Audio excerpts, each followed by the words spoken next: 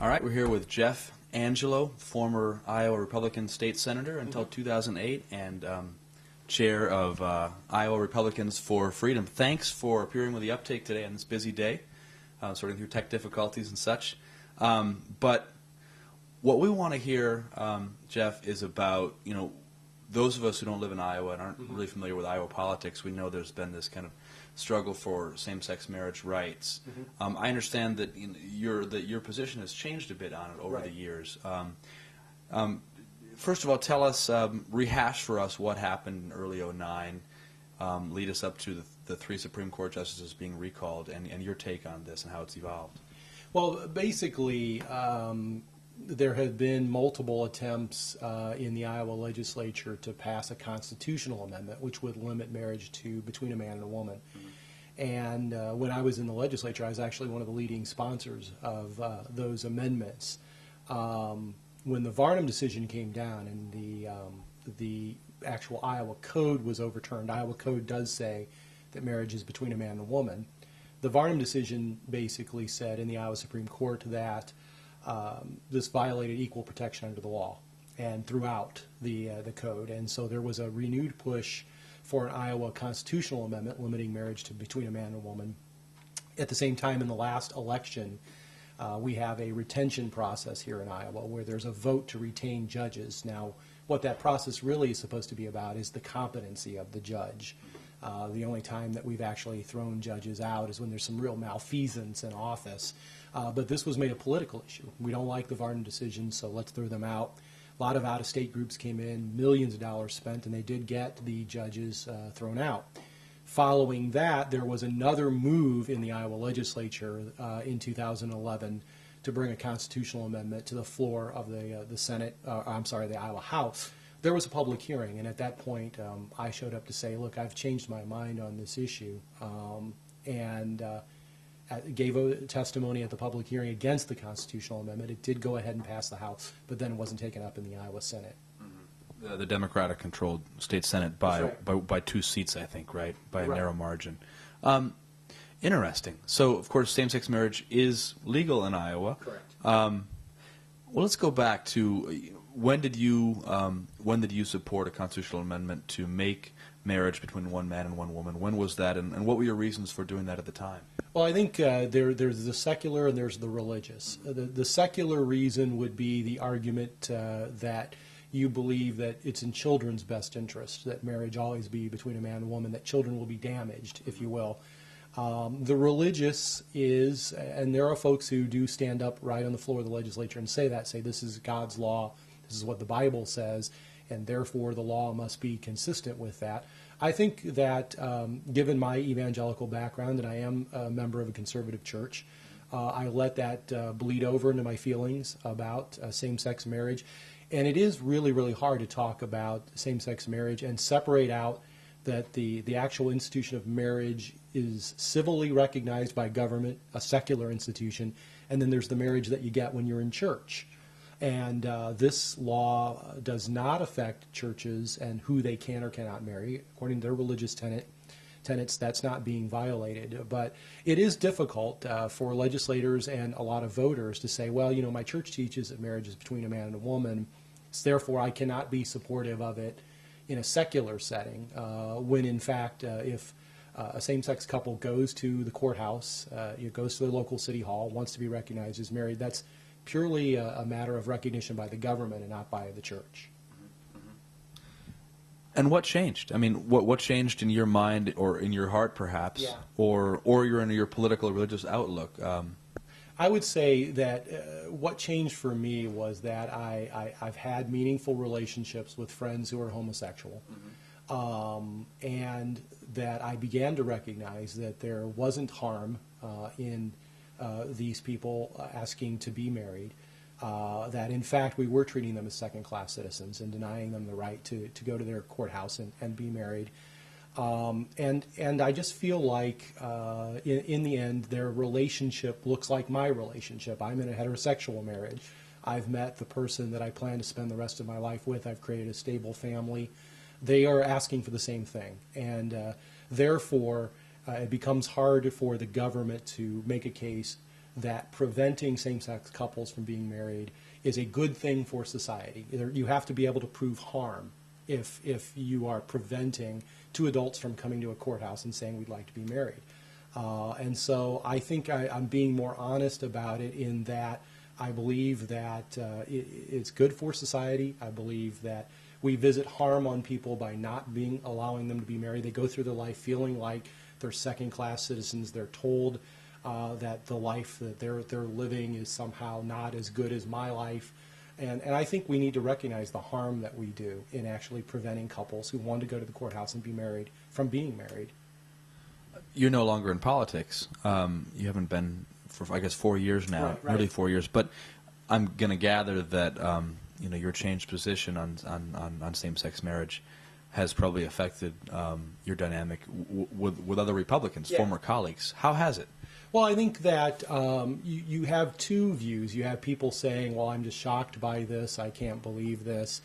It can get rather personal, and you have to be ready for that. You have your Christian faith questioned. You have your commitment to the political party questioned. Not that that's as important as your Christian faith, but you do that. But then you also have people who say, I'm glad that a Republican is finally saying this.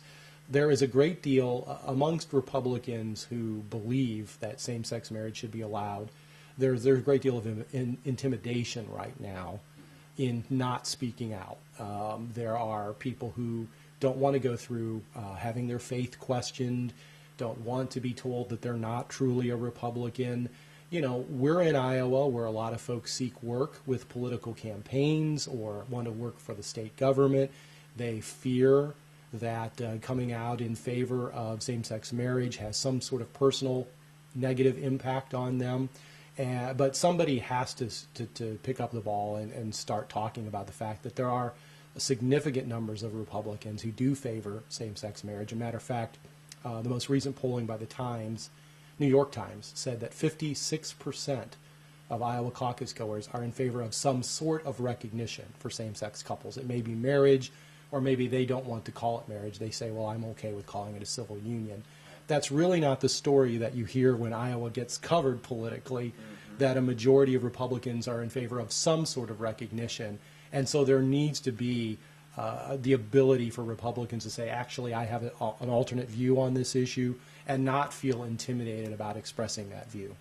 What's going to happen, I guess, nationwide or in Iowa, in terms of political evolution or the political rhetoric that we're hearing, for Republicans to feel that they can safely say, hey, I'm Republican, but I'm also in favor of gays getting married too? Yeah, I think just more and more people have to be able to look into the camera and say that. I think that somebody like a Dick Cheney, who is acknowledged as a conservative, and says, I'm okay with it, Laura Bush, more and more people simply have to say it, because the change takes place from the grassroots up.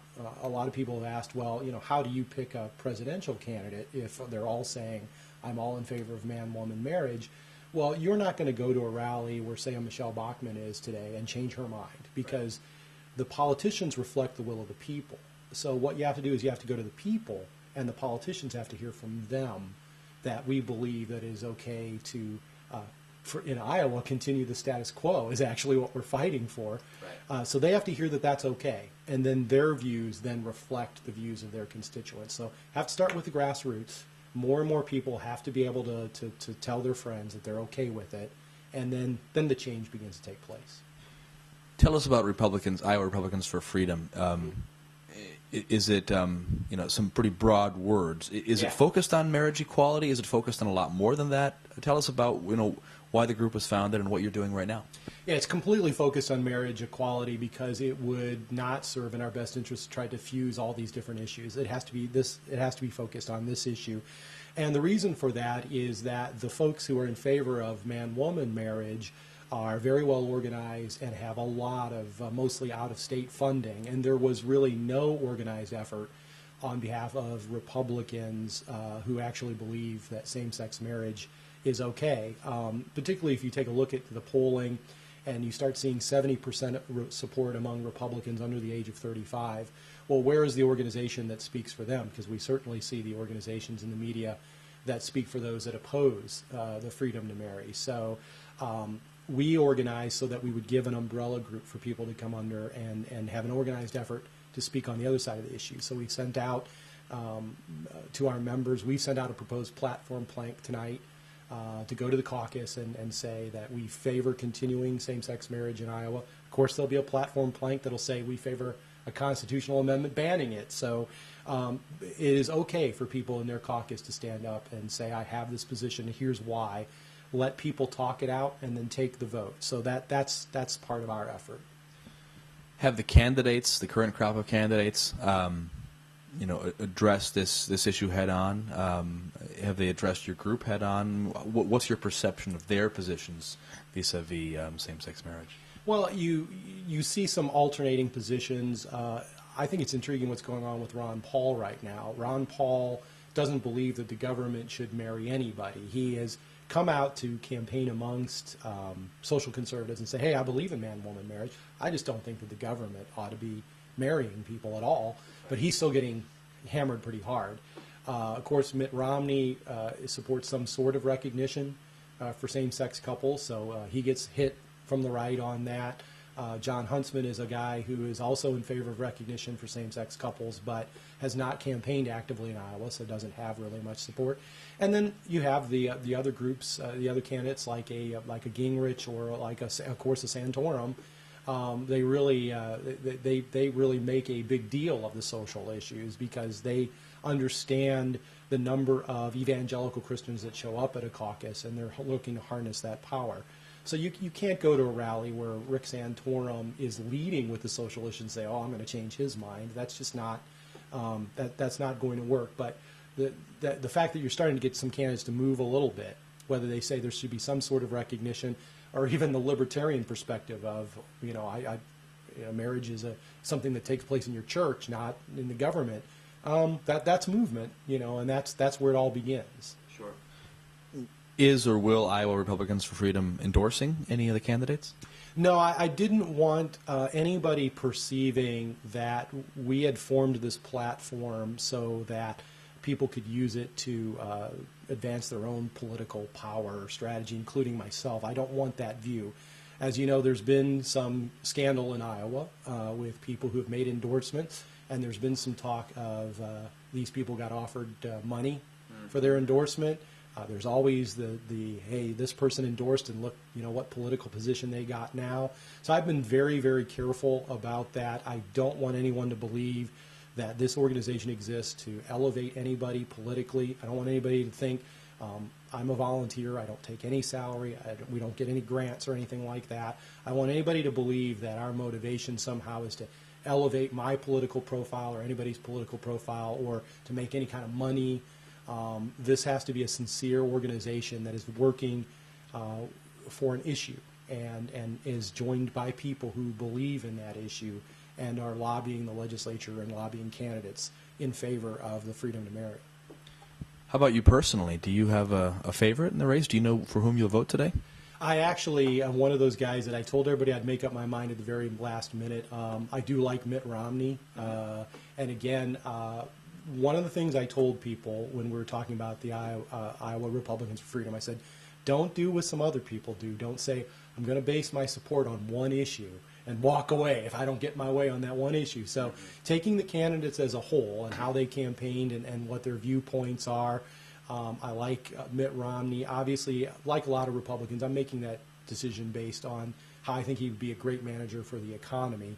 But again, honestly, I also want a candidate that's not out there saying, well, I'm out here on these moral issues, I'm out here on these social issues, because that isn't what people are looking for right now. This entire campaign is about the economy and about our national debt. And so I believe in a candidate that at least is going to go out there and say, I understand what the issue is in this campaign, and I'm gonna go forward on that issue. I'm going to switch gears for a quick second. Sure, yeah. We've been talking mostly to Ron Paul and Mitt Romney supporters. Yeah.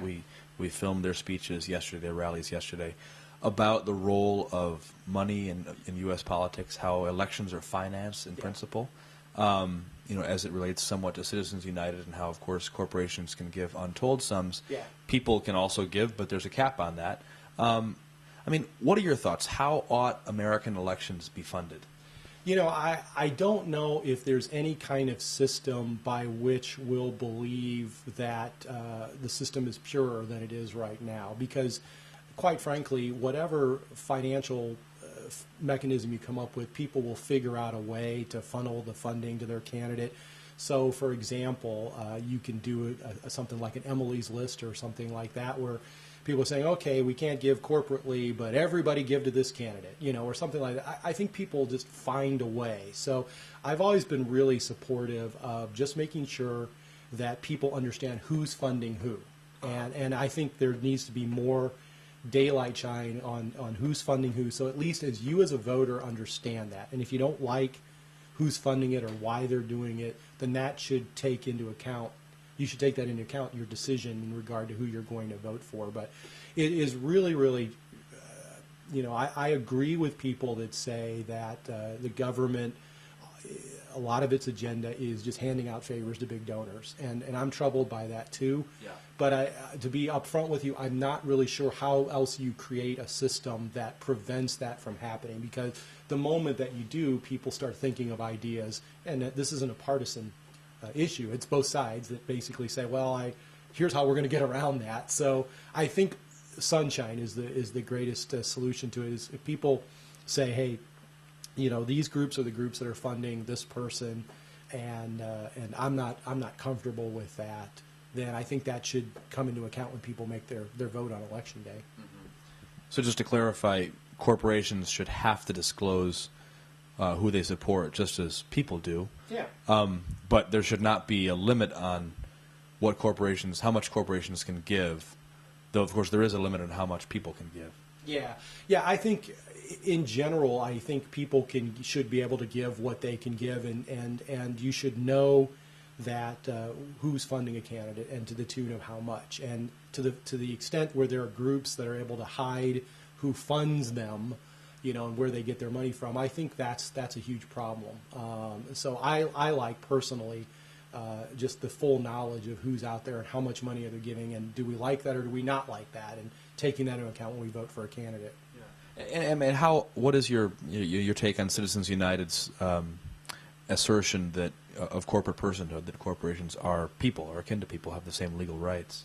Well, I think right now we organize as groups as Americans, and I guess if corporations can give, and unions can give, and the Farm Bureau can give, so we have these groups and they give money, and I understand that they divide up in these groups and they can give it. So I'm not so much concerned about the Citizens United decision if the rules are fair for everybody. Now, if you say let's limit the power of corporations in American politics, I'm fine with that as long as the rules are always the same for everybody. I'm always troubled if you pick out a group and say, well, that group that's giving is more evil than this group that's giving. I'd rather see it across the board if you say, let's all agree to these rules as far as contributing to a candidate, that it applies to everybody and everybody understands that these are the rules, and that's how everybody as a group abides. Mm-hmm. Oliver, anything else you want to add? What do you think about the ability for politicians to move fluidly from government into positions as lobbyists? Yeah, no, I don't like that at all. Matter of fact, here in Iowa, we as state legislators have a 2-year limit, a 2-year window where we can't move into lobbying positions. And we actually here in Iowa have a pretty tight set of ethics laws. Other state legislators are pretty amazed to find out that we've got a $2.99 limit for spending. You do worry about, I guess the old saying, that there are people in politics, they get into politics to do something, there are people in politics to be somebody. And you got to figure out who's who. If people are using their position to advance themselves from a power perspective and a fiscal perspective, we need to figure out how to prevent that from happening, because there are good people in government in both political parties that are there to do the right thing. But there are also a lot of people that are there because, man, it's a good gig, and I can make a lot of money, and we need to be able to distinguish that. So we do need really tight restrictions on being able to move from the legislature, from Congress into lobbying. So one can't be a lobbyist for 2 years after Right. leaving state office. Is 2 years long enough? I mean, I would think that, after 2.5 years, one still has quite a few connections in government.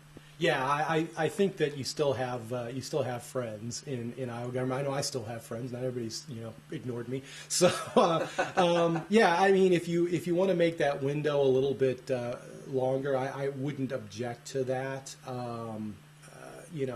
You want to have somebody that has some experience in state government, knows how it works and how to deal with it. I don't have any problem with that.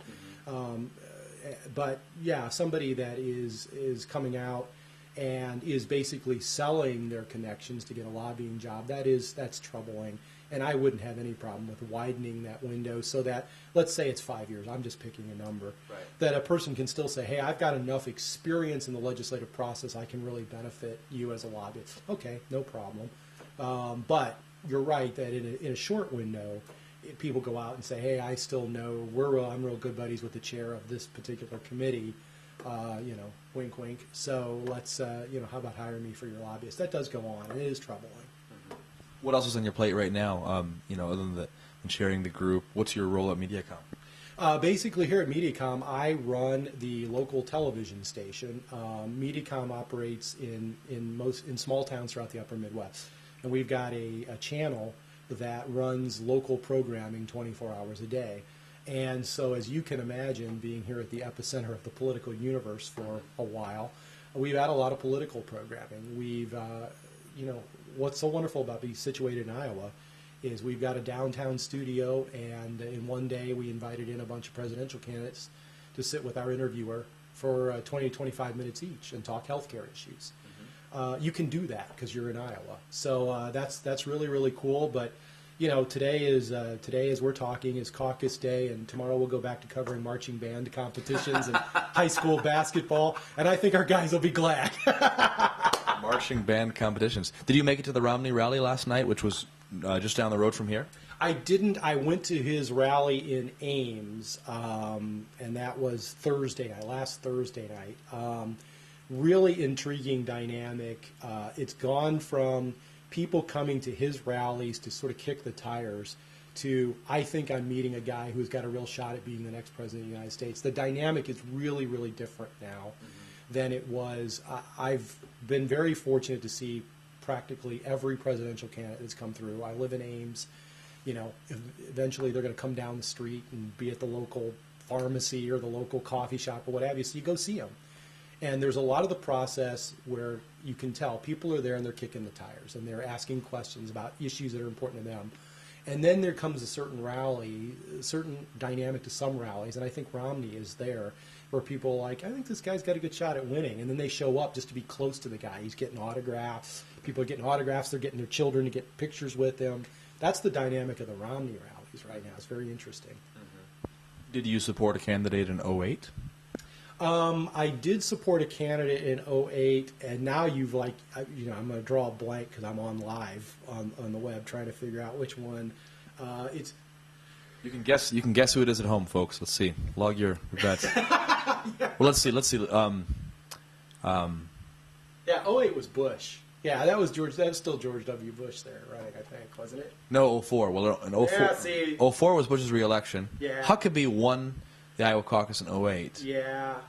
Oh, yeah. Here's what I did. I was one of the very few guys that supported Rudy Giuliani, and so that was There's now you know why I drew the blank. Didn't do too well. What's interesting about your question is in supporting Rudy Giuliani, the same dynamic exists right now with Mitt Romney, which is that Giuliani came in and he knew he wasn't going to do very well with social conservatives. What he didn't expect was that they would actively try to stop him. We must stop Giuliani. And it's interesting that Romney is facing sort of the same dynamic, because ultimately what happened in 08 was Giuliani came to the state and then basically gave up on it, because I don't think that his campaign understood that there was going to be actually active opposition. We must stop this guy. Romney sort of soldiered on through, but Giuliani, it was tough for him because people were saying we've got to stop him, and that was tough. It's interesting, though. I mean, I feel like you're right. I mean, Romney is not the social conservatives' choice Right, here yeah. in Des Moines. He's a front runner. He could win tonight. But, of course, Ron Paul, Yeah. I feel like, based on who we've talked to, the supporters for Ron Paul are more excited about his foreign policy and his fiscal policy, you know, basically getting rid of the Fed, which doesn't seem social conservative either. So I feel like almost have the social conservatives been pushed to the side a little bit this year? Yeah, I think regardless of how you feel about Ron Paul as a candidate or how he does tonight, one of the things that I think the Republican Party needs to examine now is what was it about Ron Paul that made people so passionate about him? He is out there giving what I would call a pure freedom message, a libertarian message, if you will. It's not nuanced at all. It is government out of everything, government out of everything. We don't want to be involved in overseas, government out of everything. And as you've seen, it has drawn a significant crowd. He could win tonight, a passionate crowd. And people are so willing to dismiss Ron Paul. They may not. There may be aspects that they don't like as a candidate. I am kind of scared by his foreign policy views. I think they're a bit naive. But somebody's going to understand the dynamic of what's going on with Ron Paul. And if you marry a domestic agenda that talks about limited government to a stronger foreign policy agenda, you'd have a pretty potent candidate. So I hope that people who are not fans of Ron Paul won't just completely dismiss it outright. There's some sort of message here for the Republican Party about why this guy generates so much passion among people that are going to go to the caucuses tonight. Well, Jeff, thanks a lot for the interview. Sure. I really enjoyed this and the analysis. It's been good to hear an insider perspective. Yeah, thank you. Thanks for coming out.